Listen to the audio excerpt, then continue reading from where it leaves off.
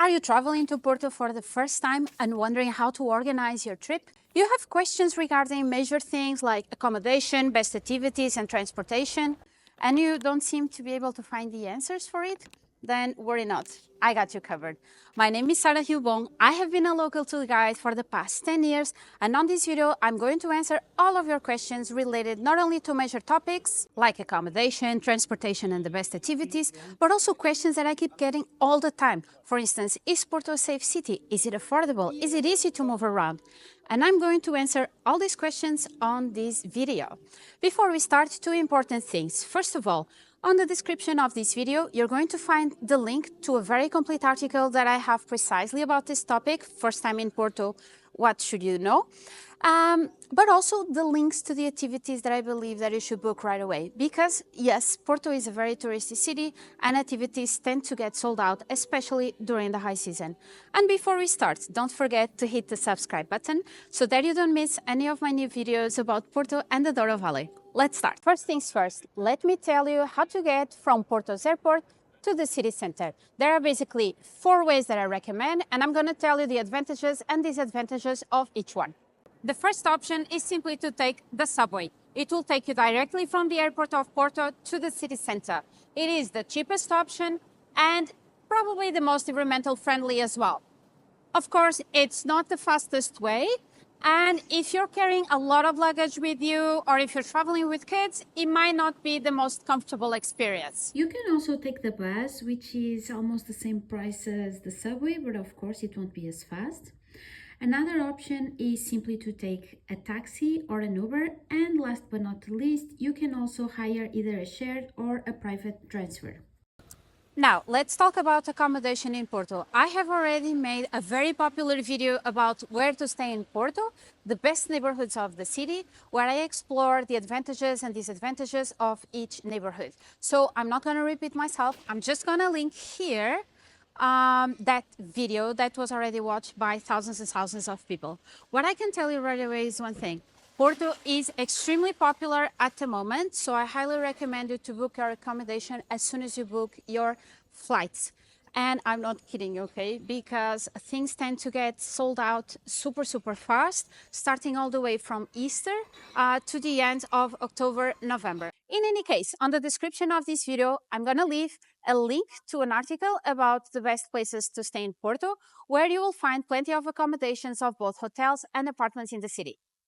Now, let me show you the activities that I most recommend doing here in Porto. Some of these activities are unlikely to sell out, for instance, the Serralves Foundation, and hence you don't truly need to buy your ticket in advance. But some of them, for instance, the Fado shows and the Porto Wine Ledges, they do tend to get sell out super fast. On the description of this video, I'm gonna write the links for you to buy the online tickets for the activities that tend to sell out here in Porto. And also, it goes without saying that if you are looking for a private guide to guide you around the city, you just need to reach out to me. On the comment section, I'm also going to write my email so that you can send me a message. So speaking about the best things to do in Porto, one of the best ones is to take the Six Bridges cruise, which is a 1-hour very famous river cruise in the Douro River.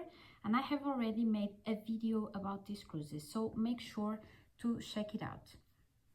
Another option is to take a guided visit and wine tasting at one of the best port wine lodges, and I highly recommend you to book these tickets for this activity because it's probably the most iconic thing that you can do in Porto, and it's a very unique thing that you cannot do anywhere else in the world. Something else that I really like is to watch a Fado show. I have a very detailed article about this on my website in case you want to check it out, because Fado is the traditional song from Portugal. My favorite place in the city is the Serralves Contemporary Art Foundation, which besides the Contemporary Art Museum, it also has a gorgeous garden with a treetop walk, which allows you to walk in the middle of the trees. Look how spectacular it is. It's quite expensive though. You can also visit the very famous Stock Exchange Palace, which is absolutely magnificent, in my opinion, the most beautiful building in the whole city. If you're traveling on a low budget, don't worry. There are also some pretty cool free stuff that you can do in Porto. So come with me while I show you some of my favorite ones. The first place you should visit is the Bolhão market. It's super touristy, but you can find really good Portuguese products coming from all over the country. The other place I want to recommend is the São Bento train station, covered in 20,000 hand-painted tiles. And finally, why not enjoy a free view of Porto from Serra do Pilar viewpoint? It's super romantic. Now, let's talk about mobility or how to move around Porto. And I'm going to divide my answers in two different parts. First, I'm going to tell you how to move around Porto city center. And second, I'm going to tell you how to move around if you're planning some day trips from Porto. So first things first, how to move around Porto city center. A lot of people ask me if Porto is a walkable city, and the answer is yes and no. Yes, because Porto is a very small city with a very compact city center, which means that basically you can easily walk in between different city attractions. However, Porto is famous for all its ups and downs, which makes it more challenging to walk. And also, we do have a lot of construction work taking place in the city center for the past few years. So there is a lot of traffic, double parking. So it can be quite challenging and stressful to walk in Porto. So if you're just planning to stay in the city center, I recommend you to either walk from place to place. You can also take public transportation. For instance, the subway of Porto works remarkably well. You can also call an Uber or a Bolt, and you can hire other services. For instance, you can go for a ride or an e-bike tour, or hire a private guide like myself with a private car that can take you around.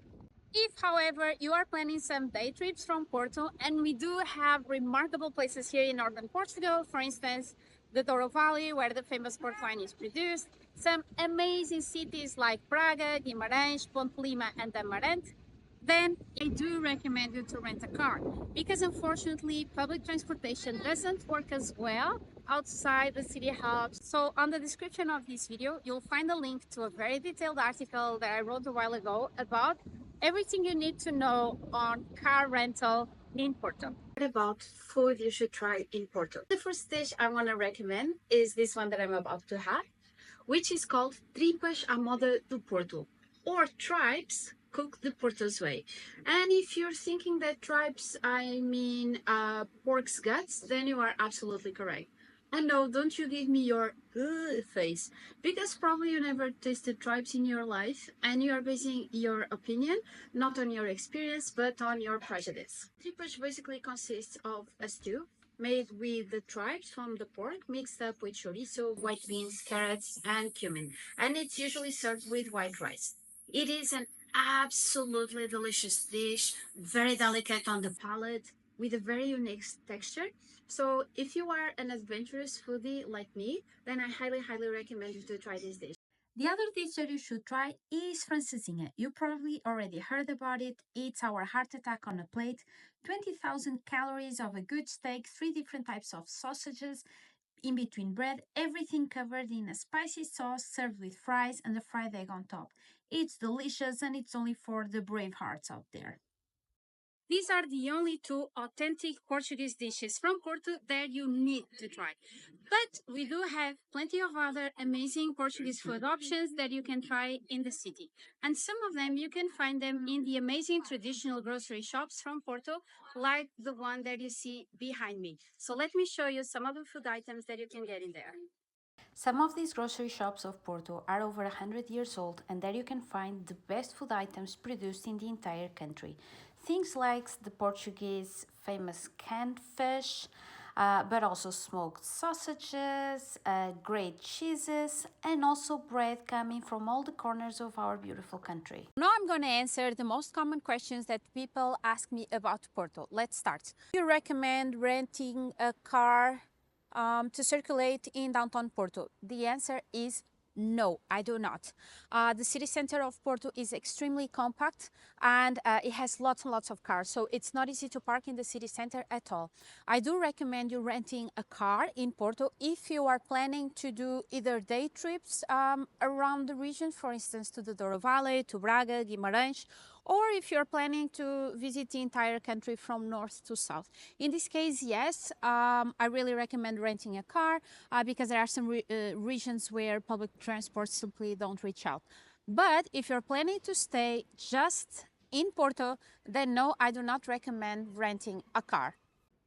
In any case, on the description of this video, there is a link to a very complete article that I have written precisely about renting a car in Porto.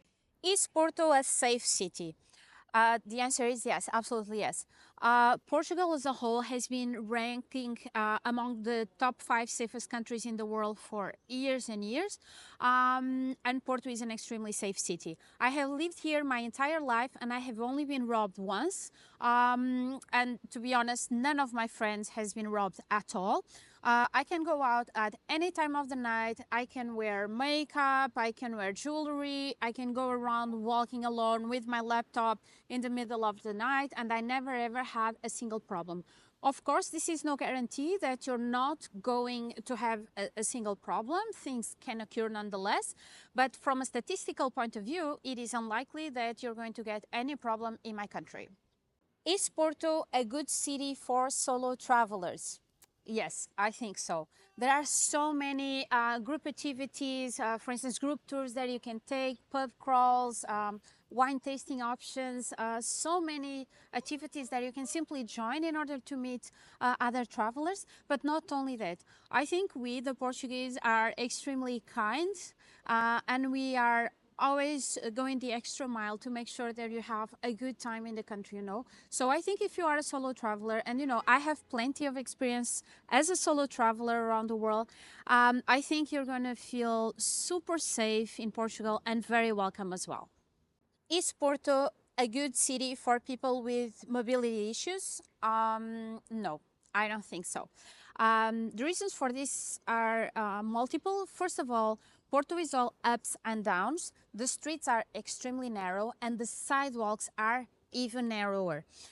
So it's hard on its own to walk, I think. In addition to that, a lot of the streets still have what we call calçada portuguesa, or the Portuguese walk, which basically consists of these small cobblestones that are extremely slippery, particularly if it is a rainy day.